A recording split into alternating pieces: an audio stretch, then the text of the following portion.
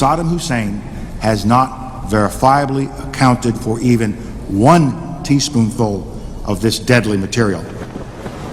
Much of the fabricated information that was passed on by the quote-unquote defectors formed the basis for Colin Powell's accusations. Evidence, but you should have seen the press fall all over themselves as soon as he was done, saying that this had been a definitive case for war. There's irrefutable, undeniable, incontrovertible evidence today. Colin Powell brilliantly delivered that smoking gun today. He just flooded the terrain with data. He has closed the deal. CNN, Fox, CBS, ABC, the giant echo chamber that creates public perception in the United States, were giving out the administration line. Scores of American reporters have now joined U.S. military units in Kuwait, what the Pentagon calls a media-friendly campaign. Showdown Iraq. If America goes to war, turn to MSNBC and... If you looked at the television screens with these graphics and drum rolls and countdown to Baghdad and this kind of stuff, it was a raw and open celebration of American power. These large conglomerate companies, they contribute to political campaigns. They expect to get something for their money, deciding on their own and for their own purposes. The news we see and hear. Challenges the consensus. Some are saying that you're bipolar. Wow. There's an inescapable conclusion that we must reach if we are to have a better society. Well, if you're just waking up with us. The only reliable, durable, and perpetual guarantor of independence is profit. Thank you.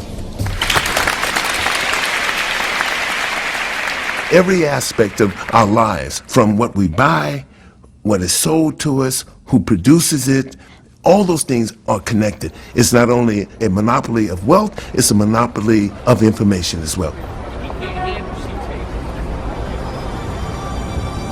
For a while, she had great discussion with him, and then suddenly there would be an abrupt cutoff.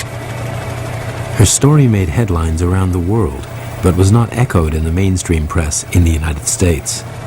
There are many examples where a story is huge all over the world, except in the United States. Even if they're reported, they don't hit the media echo chamber. And stories don't have much impact unless they get into the echo chamber. What happens is that people call up some of the top newspapers, get them off the story, and having done that, the other papers follow the lead of silence. So some Wizard of Oz tells us what is news. The States of America may as well be called the United Corporations of America. It's very clear that this country has become prophets over people.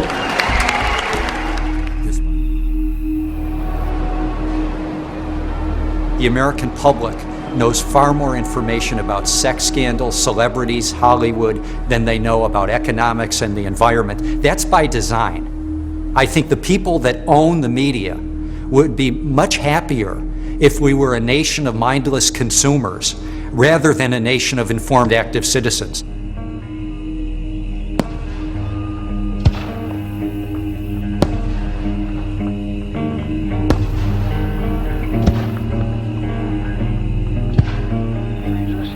And he has broken every law in the United States. The guy ought to be... The question is, what's going to happen now? Will the internet remain free, or will a few companies be able to control and monetize it? That's the debate of the era. If we are to address the most fundamental issues of the 21st century, we have to stop, recognize that our media is in crisis, and ask ourselves, what is the media that we want? We want more information, access to more information.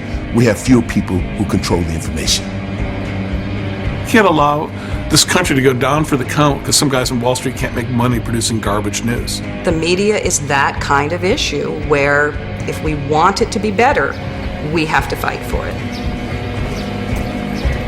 These are the critical battles we face right now in the United States and frankly in countries around the world.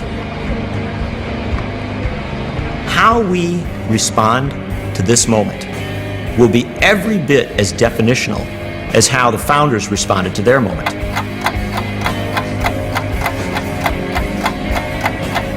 This is really about having a conversation about what kind of decisions we want made in our name. That's really what will save us, is when we really know what's going on, not filtered through the lens or the microphone of a corporation.